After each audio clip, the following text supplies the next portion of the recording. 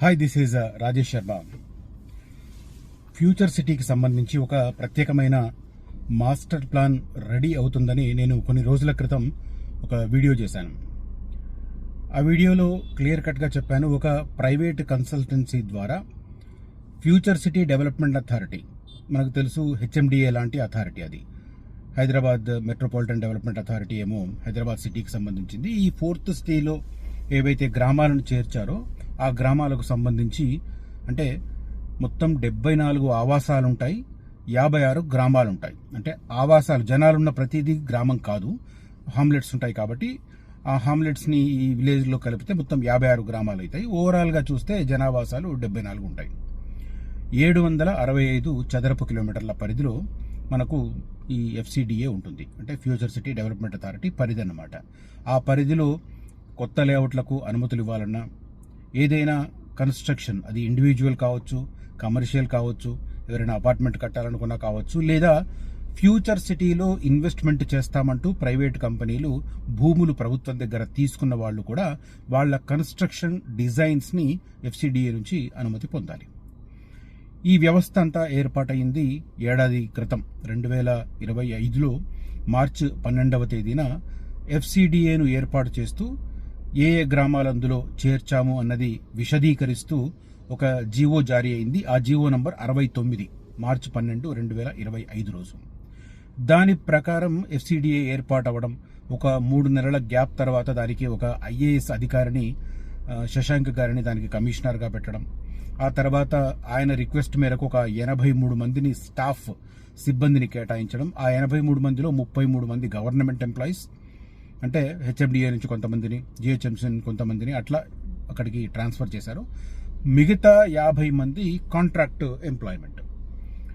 So అట్లా 83 మంది సిబ్బందితో అది పనిచేస్తుంది. టెంపరీగా అకామిడేషన్ మనకు నానక్రామ్గూడ దగ్గర ఇచ్చారు, ఇది హెచ్ఎండిఏకి సంబంధించిన ఆఫీస్ పరిధిలోనే ఇచ్చారు.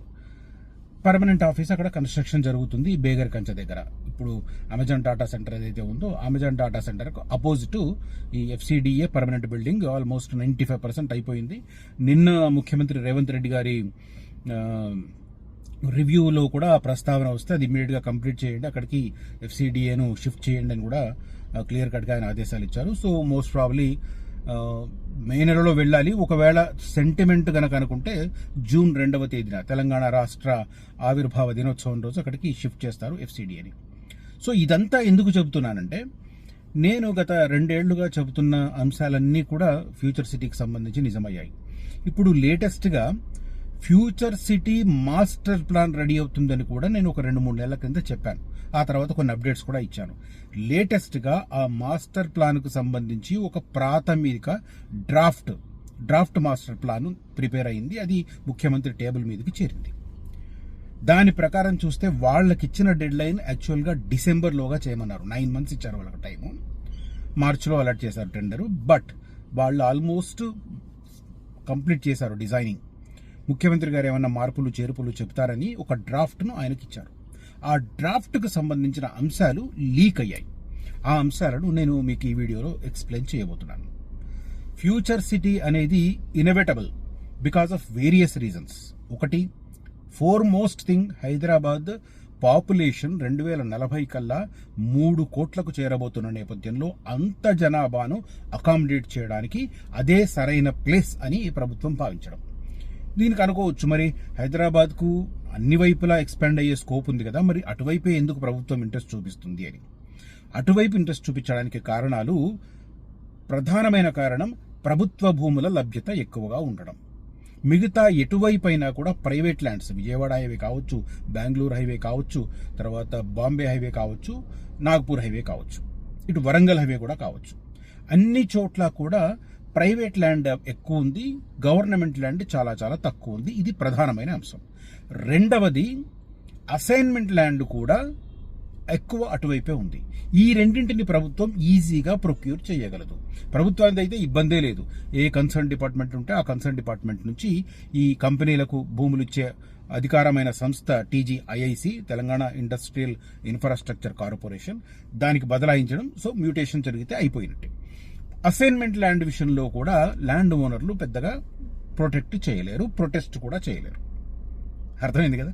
కాబట్టి అది కూడా ఇక కాకుండా ఈ రెండు జరిగిన తర్వాత ఒక 20 to 30% ప్రైవేట్ ల్యాండ్ ఉంటుంది. అంటే 70% ల్యాండ్ ప్రభుత్వం తీసుకున్న తర్వాత దాని దగ్గరలో ఉన్న ప్రైవేట్ ల్యాండ్ను ఆ ఓనర్లను కన్విన్స్ చేయడం పెద్ద కష్టమేమీ కాదు.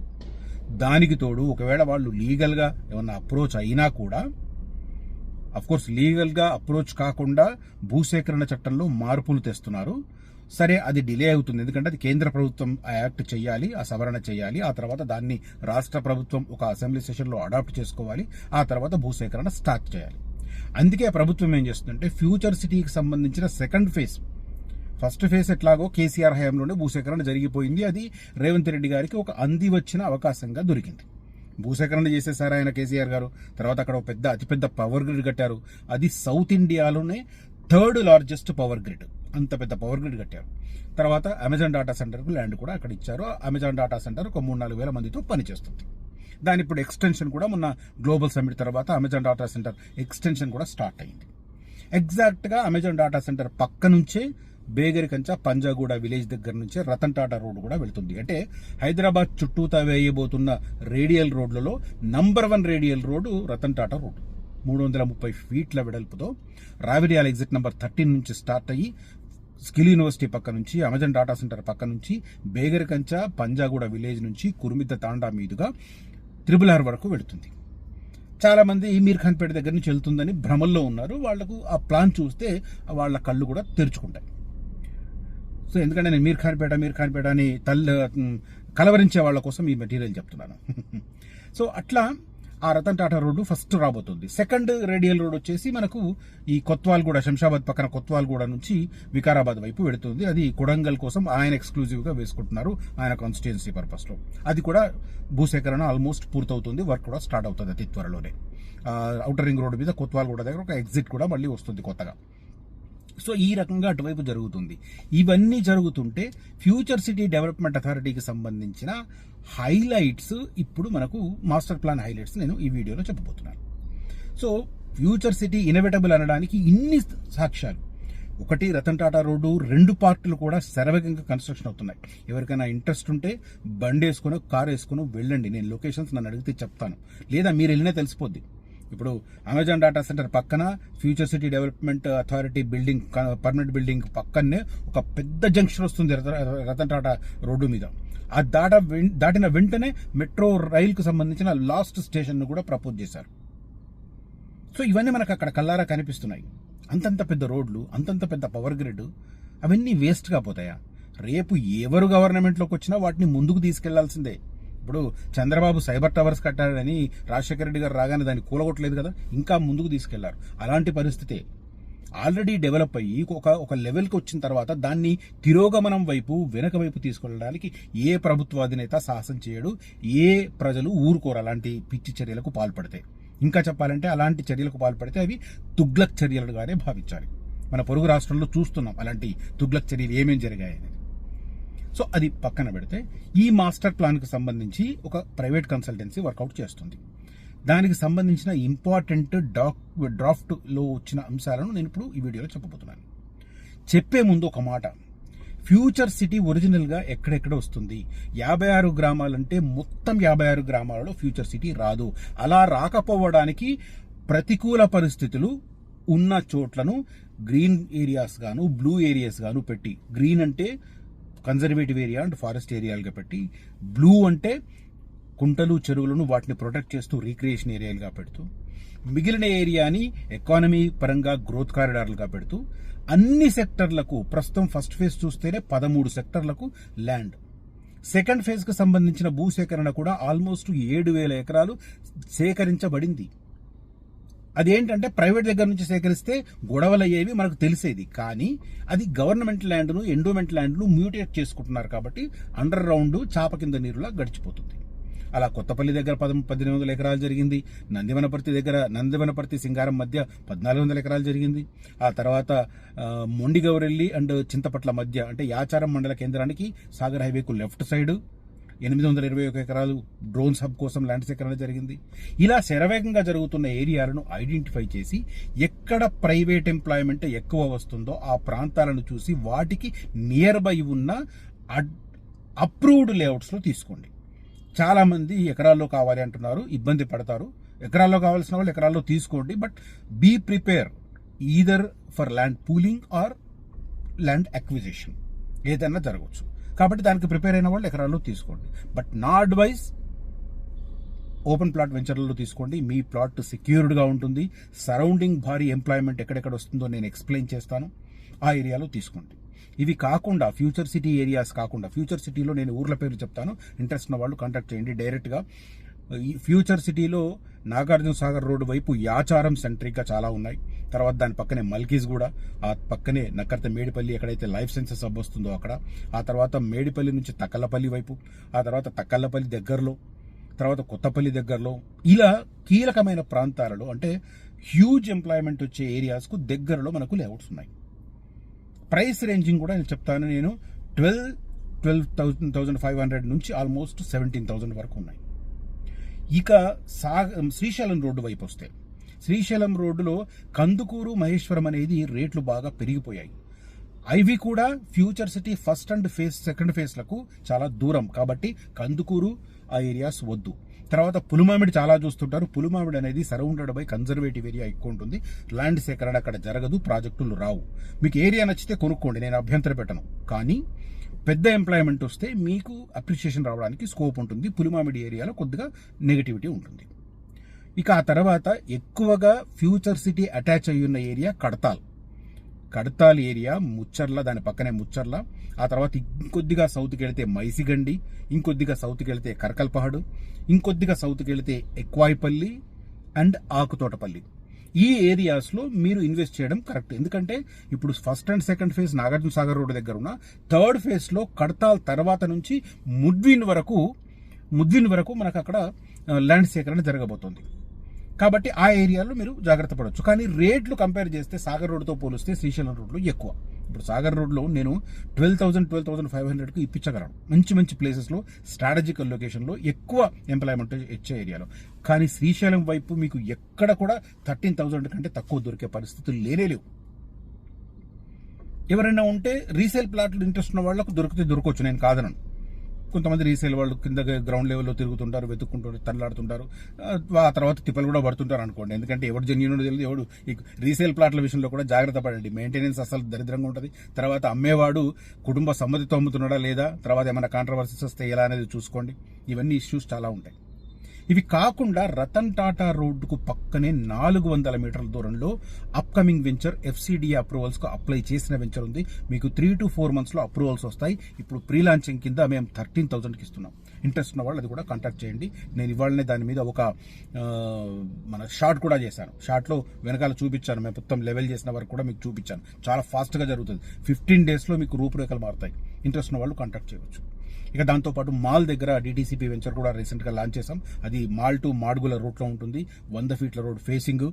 దాంట్లో మంచి క్లబ్ హౌస్తో పాటు దివ్యమైన ఎమ్యూనిటీస్ ఇస్తున్నాం. ఇయర్లీ 2 సార్లు వెళ్ళి మీరు కుటుంబంతో సహా 10-12 మంది ఒక ఫ్యామిలీ పిక్నిక్ లాగా గడుపుకునే రకంగా మెయింటెనెన్స్ ఇస్తున్నాం. ఒక 2-3 ఫ్యామిలీస్ని పెట్టి సెక్యూరిటీ కల్పిస్తున్నాం. ఫుల్ కాంపౌండ్ వాల్ వేస్తున్నాం. మంచి సూపర్ ఎమ్యూనిటీస్ ఇస్తున్నాం. ఇంట్రెస్ట్ ఉన్న వాళ్ళు కాంటాక్ట్ చేయొచ్చు. May 3rd రోజు లాంచింగ్ డే కంటా తీసుకుంటే మీకు మంచి ప్రైస్ దొరుకుతుంది. ఇక లీక్ అయిన ప్లాన్కి సంబంధించిన డీటెయిల్స్ నేను ఇప్పుడు చెప్తాను. 765 చదరపు కిలోమీటర్ల పరిధిలో ఫ్యూచర్ సిటీ అభివృద్ధికి సంబంధించిన ప్రణాళిక. ఫస్ట్ హైలైట్ పాయింట్, పర్యావరణ పరిరక్షణకు పెద్దపీట. నివాసాలకు చేరువలోనే, అంటే ఇళ్ల నుంచి, రెసిడెన్షియల్ ఏరియా నుంచి ఎడ్యుకేషనల్ ఇన్స్టిట్యూషన్స్ కావచ్చు, లేదా వాళ్ళు ఉద్యోగం చేసే వర్క్ ప్లేస్ కావచ్చు, లేదా ఎంటర్టైన్మెంట్ ఏరియాస్ కావచ్చు, వాకబుల్లో వెళ్లే రకంగా డిజైన్ చేస్తున్నారు. అంటే రోడ్లు కూడా పెద్ద రోడ్లు వేస్తున్నారు. అన్ని మినిమం సైజు 100 feet రోడ్ ఉంటుంది. కానీ ఇప్పుడున్న ఎగ్జిస్టింగ్ రోడ్ నుంచి ఆ 100 feet రోడ్లో కనెక్టింగ్ మాత్రం 40 feet 60 feet ఇస్తున్నారు. అది కూడా వెల్ డిజైన్డ్. అత్యంత అధునాతనమైన అంతర్జాతీయ ప్రమాణాలతో నిర్మాణం చేస్తున్నారు. ప్రాథమిక మాస్టర్ ప్లాన్ రూపకల్పన జరిగింది. ముఖ్యమంత్రి ఆదేశాలతో కొన్ని తుది మెరుగులు దిద్దుతున్నారు. ఇది మెయిన్గా ఏమేమి ఉంటాయనేది ఇప్పుడు దీనిలో చెప్తాను. ఎకోసిస్టమ్ జోన్లు, కృత్రిమ మేధస్సు ఆర్టిఫిషియల్ ఇంటెలిజెన్స్, జీవశాస్త్రాలు life sciences hub, electronics production 3. తర్వాత పర్యాటకం, వినోదం, చలనచిత్ర నిర్మాణం కూడా ఉంటాయి. తర్వాత ఎలక్ట్రిక్, మనకు చలనచిత్రానికి సంబంధించి తెలుసు, బాలీవుడ్ నుంచి సల్మాన్ ఖాన్, అజయ్ దేవగన్ వచ్చారు. మన టాలీవుడ్ నుంచి ఆల్రెడీ మన అక్కిన నాగార్జున గారు ఆ రోజు ఉన్నారు. తర్వాత చిరంజీవి గారు కూడా ఎంటర్ అయ్యారు. సో వాళ్ళకి అక్కడ స్టూడియోలకు అనుగుణంగా 50 నుంచి 100 ఎకరాల మధ్య వాళ్ళకి కేటాయించే ప్రయత్నాలు కనిపిస్తున్నాయి. షూటింగ్స్ కూడా అక్కడ జరుగుతాయి. Electric vehicles and power storage సంబంధించి ఉంటాయి. హెల్త్, ఆరోగ్యం, విజ్ఞాన మౌలిక సదుపాయాలను కూడా అందులో కల్పిస్తారు. ఇవి హైలైట్. కొన్ని పాయింట్స్ చదువుతాను నేను. Telangana urban areas development act 1975 కింద ఇది పనిచేస్తుంది. ఏది FCDA పనిచేస్తుంది. GHMC దానికి అవతల ఉంది కాబట్టి స్థిరమైన సమ్మిళితమైన నగరంగా తీర్చిదిద్దనేది మెయిన్గా లక్ష్యం. ఫ్యూచర్ సిటీలో పర్యావరణ పరిరక్షణకు పెద్దపీట వేస్తున్నారు. నివాస సముదాయాల నుంచి కాలినడకన చేరుకునేంత దూరంలోనే విద్య, వైద్యం, ఉపాధి, ఉద్యోగ, వినోద రంగాలను ఉండే రకంగా ప్రణాళికలు సిద్ధం చేస్తున్నారనేది మెయిన్గా కనిపిస్తుంది. దాంతోపాటు ప్రత్యేకతలు ఏంటంటే భారతదేశంలో మొదటి net zero smart industrial city. అంటే ఒక్క ఇండస్ట్రీ నుంచి కూడా జీరో, దాని నుంచి ఎమిషన్స్ బయటకు రాకుండా, వాటి నుంచి వేస్టేజ్ బయటకు రాకుండా వేస్టేజ్ మేనేజ్మెంట్ సిస్టమ్ని ఇక్కడ ఇంట్రడ్యూస్ చేస్తున్నారు. So no pollution.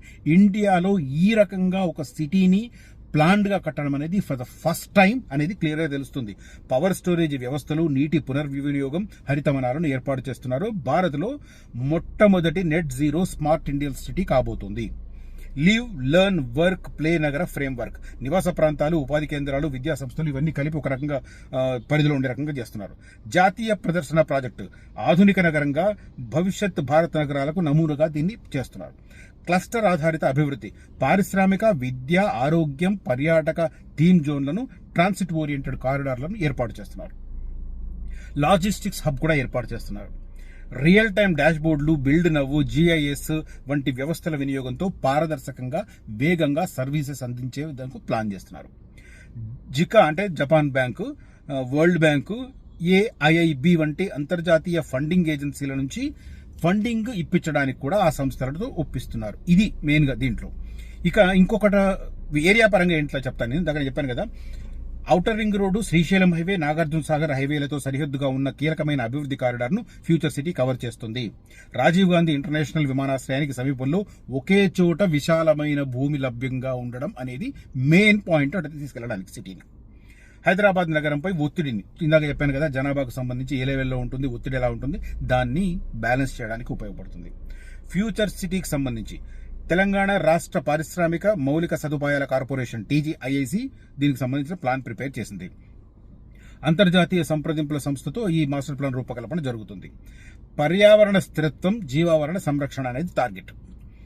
ఏమేం చేస్తున్నారంటే పారిశ్రామిక నివాసిత ప్రాంతాల్లో వర్షపు నీటి నిర్వహణ కోసం స్పాంజ్ పార్కులు ఏర్పాటు చేస్తారు.